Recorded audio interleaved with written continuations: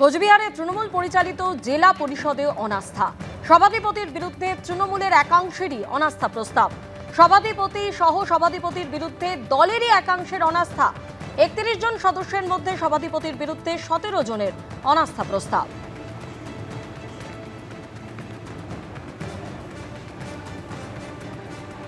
আমরা সভাধিপতি এবং সহকারী সভাধিপতির বিরুদ্ধে আমরা অনাস্থা নিয়ে এসেছি। মানে কেন অনাস্থা দিতে হলো, কেন, কি কারণ? অনেক দিন থেকে আমাদের জেলা পরিষদ একদম অচল অবস্থায় পড়ে আছে, কোনো কাজ হচ্ছে না। আমরা সবাই এখানে যারা জনপ্রতিনিধি আছি, আমরা চাচ্ছি আমরা জেলা পরিষদটাকে সচল করতে। আপনারা যে অনাস্থা দিলেন, এটা তারাই কি বিজেপির সাথে কোনো কথা হয়েছে আপনাদের? না, কোনো কথা হয়নি, আমরা নিজেরাই আমরা অনাস্থা নিয়ে এসেছি। কতজন মিলে এনেছেন? ২০-২১ জনের মতো। আজকে কতজন? আজকে কতজন ছিল? আজকে ১৭ জন ছিল। ক্যানিংয়ে মাতলার চরে সরকারি জমি জবরদখল করে বৃদ্ধাশ্রম তৈরির অভিযোগ সামনে এসেছিল আগেই। এবার জমি খালি করার নির্দেশ দেওয়া হলো ক্যানিং পশ্চিমের বিধায়ক পরেশরাম দাসকে। ১৫ দিনের মধ্যে জমি দখলমুক্ত করতে বলা হয়েছে কালীঘাট তৃণমূলের বিধায়ককে।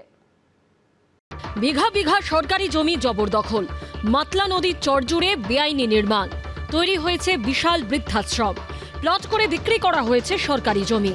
ক্যানিং পশ্চিমের তৃণমূল বিধায়ক পরেশরাম দাসের বিরুদ্ধে এমনই গুচ্ছ গুচ্ছ অভিযোগ সামনে এসেছিল।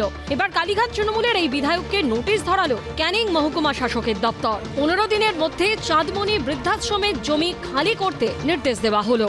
15 বছরে এরা গোটা পশ্চিমবঙ্গকে নিজেদের বাপের সম্পত্তি মনে করে নিয়েছিল, আর এই বাপের সম্পত্তি ভেবে গোটা ক্যানিং জুড়ে সমস্ত অবৈধ নির্মাণ।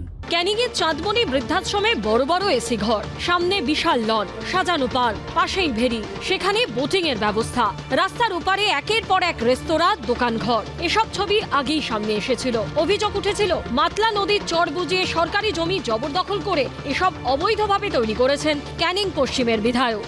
পাট্টা পাট্টা করে সব বিক্রি করেছে, যারা কিনেছে তারাই তো বানিয়েছে।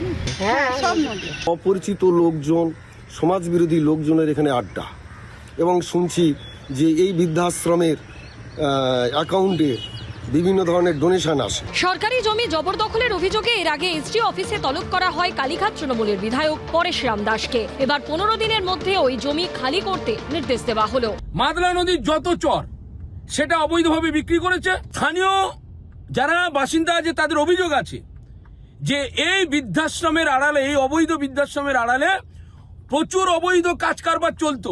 নির্বাচনের পর থেকে আমার বিরুদ্ধে একাধিক কেস, মার্ডার কেস, ডাকাতি কেস, চুরি কেস, ছিনতাই কেস, বিভিন্ন কেস দিয়েছে। চাঁদমণি বৃদ্ধাশ্রম অবৈধ, এই কথাটা বলার ক্ষমতা কারণ নেই। তারা বৃদ্ধাশ্রমটা ভাঙছেন না কেন? এই বৃদ্ধাশ্রমের পাট্টা দিয়েছে এই এলাকার বিএলআর ও ক্যানিং ব্লকে। মাতলা নদীর আরেক পারে ক্যানিং পূর্বে নদীর চর দখল করে ক্যাফে তৈরির অভিযোগ ওঠে প্রাক্তন তৃণমূল বিধায়ক শওকত মোল্লার ছেলে ইমরান মোল্লার বিরুদ্ধে। সেই বেআইনি নির্মাণ ভেঙে গুড়িয়ে দেওয়া হয়েছে। এবার কালীঘাট তৃণমূলের ক্যানিং পশ্চিমের বিধায়ককেও সরকারি জমি খালি করার নির্দেশ দেওয়া হলো। শান্তনু নস্করের রিপোর্ট, এবিপি আনন্দ, দক্ষিণ ২৪ পরগনা। এবিপি আনন্দ, এগিয়ে থাকে, এগিয়ে রাখে।